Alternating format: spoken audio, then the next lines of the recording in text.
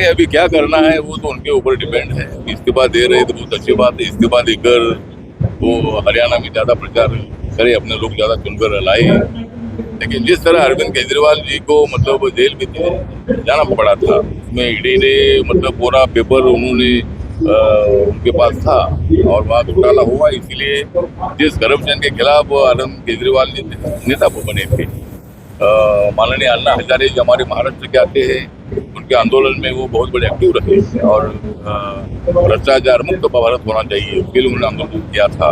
लेकिन ये दारू घोटाला, वाइन घोटाला जो हुआ था, उसमें सब जो आम आदमी पार्टी के लोग, उनका संबंध था। अरविंद केजरीवाल जी बाहर आए हैं और उनको हमारी बधाई, वो अच्छा काम करें, दोबारा जेल में कोलकाता जैसी जो घटनाएं हो रही हैं, रेप कांड पता डॉक्टर्स के साथ कोलकाता में, पश्चिम बंगाल सामाजिक सुरक्षा, महिलाओं की सुरक्षा में क्या पश्चिम बंगाल हो मतलब पूरे देश भर में हमें रोज कोई न कोई तो न्यूज सुनने के लिए, पढ़ने के लिए मिल रही है। ये अच्छी बात नहीं है। महिलाएं सुरक्षित नहीं है, बच्चियां सुरक्षित नहीं है, आदमी जानवर से भी बदतर बन चुका है। इसीलिए मुझे लगता है कि सरकार की तो जिम्मेदारी है ही है, लेकिन समाज की भी जिम्मेदारी है। समाज के लोगों ने भी मतलब इसमें ध्यान देने की आवश्यकता है। ऐसी मेंटेलिटी जो है, ये बेवकूफ मेंटेलिटी है, ऐसे मेंटेलिटी को खत्म करना चाहिए। ऐसे लोगों पर बहिष्कार डालना चाहिए और जो इसी तरह का अत्याचार करते हैं उनको जल्दी जल्दी 4-6 महीने के अंदर ही उनको फांसी की सजा मिलनी चाहिए। ऐसी इसी तरह की हमारी मांग है। राहुल गांधी विदेशों में जाके आरक्षण की जो बात कर रहे हैं, खत्म हो जाएगा। राहुल गांधी जी बोल रहे हैं आरक्षण खत्म होगा, लेकिन आरक्षण कभी खत्म नहीं होगा। आरक्षण खत्म करने की बात राहुल गांधी जी कर रहे हैं, लेकिन कांग्रेस पार्टी खत्म हो सकती है, लेकिन आरक्षण कभी खत्म नहीं हो सकता है। और जो संविधान ने आरक्षण दिया है, उस संविधान को धक्का लगाने का किसका भी अधिकार नहीं है, किसकी हिम्मत नहीं है।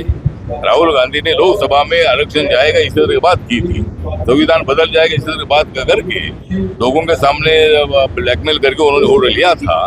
लेकिन दुनिया अमेरिका में जाकर राहुल गांधी जी आरक्षण खत्म करेंगे इस तरह की बात कर रहे हैं। इसका हम धिक्कार करते हैं, निषेध करते हैं और हमारी पार्टी की तरफ से पूरे देश भर में हम राहुल गांधी के खिलाफ आंदोलन कर रहे हैं।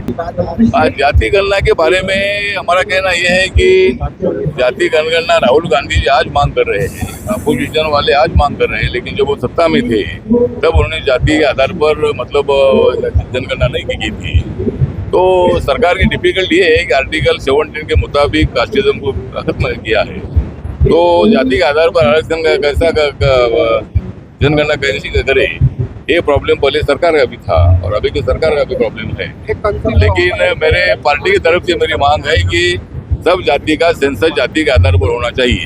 अगर सेंसस हो जाता है तो प्रत्येक जाति का परसेंटेज कितना है वो मालूम हो जाएगा और आगे आरक्षण देने के लिए और भी कोई उनको इकोनॉमिकल सोशल न्याय देने के लिए उसका अच्छा उपयोग हो सकता है।